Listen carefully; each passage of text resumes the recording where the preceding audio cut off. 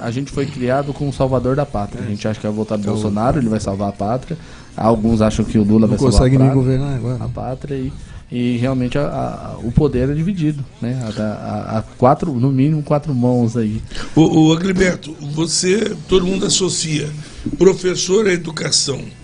Não necessariamente, né? Porque logicamente você vai apresentar uma série de propostas em vários segmentos.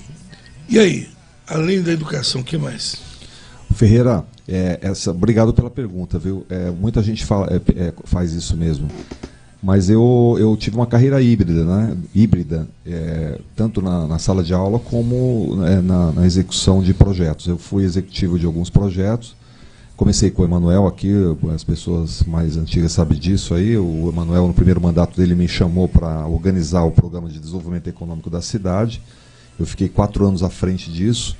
Então tem alguns projetos em São José que passaram pela minha mão, tanto na parte de elaboração como na implantação, como o banco de microcrédito, que hoje é o Banco do Povo, Sala do Empreendedor, projetos como o Parque Tecnológico, mini shoppings lá do Campos Alemães, da Putim e Jardim Mariana, programas de apoio ao setor aeroespacial e defesa. O Ciro lembra bem esse projeto todo que a gente trabalhou várias vezes, nos encontramos aí nessas leads, né, nessas causas aí do setor aeroespacial e defesa, e vários outros projetos que a gente, com incubadora de negócios, startups e tal.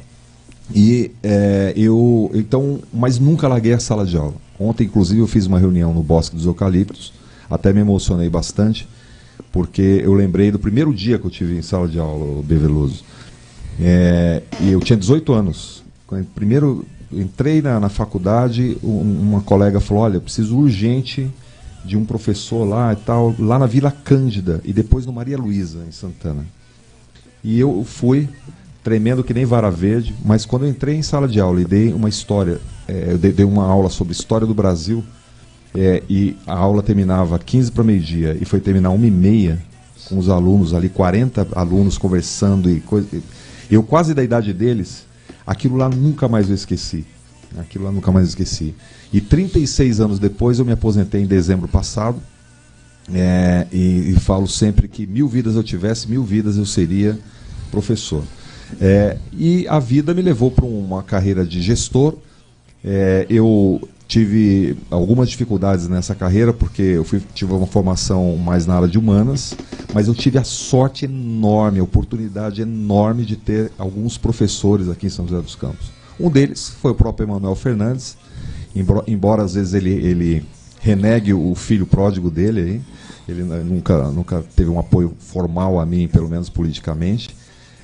E também eu tive alguns professores como o brigadeiro Reginaldo, reitor do ITA, que por 10 anos foi meu presidente lá no Secomp, que criou o Parque Tecnológico. Mikhail Gartenkraut, grande liderança aí do ITA, foi reitor do ITA.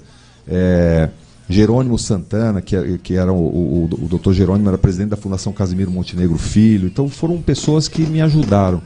E por 10 anos também que eu tive à frente do Secomp, que era o Centro para a Competitividade e Inovação lá no Parque Tecnológico, que criava os projetos lá do parque, eu tive também, fui auditado pela maior auditoria do mundo, que chama PricewaterhouseCoopers. Então eles tinham um trabalho enorme ali de aferir as contas, e eu aprendi muito com isso. Quando eu fui para Sorocaba, a gente também implantou o mesmo modelo, e Sorocaba está lá em pé também, o Parque Tecnológico, por conta disso. Então,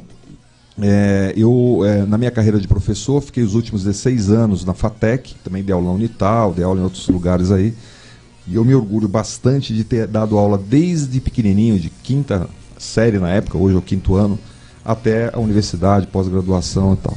Então isso me faz conhecer bem a realidade da escola, da educação, mas também entender como é que a dinâmica da economia, da inovação, da criatividade, desses projetos que agregam mais valor. São José dos Campos hoje tem um programa, é uma cidade moderna, e eu tenho a honra de ter participado da estruturação disso que a gente está colhendo hoje, né?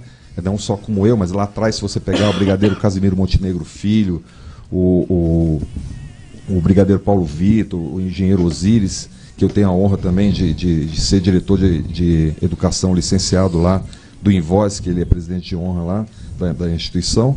Então, tudo isso a gente pode colocar hoje à disposição aí da população, né?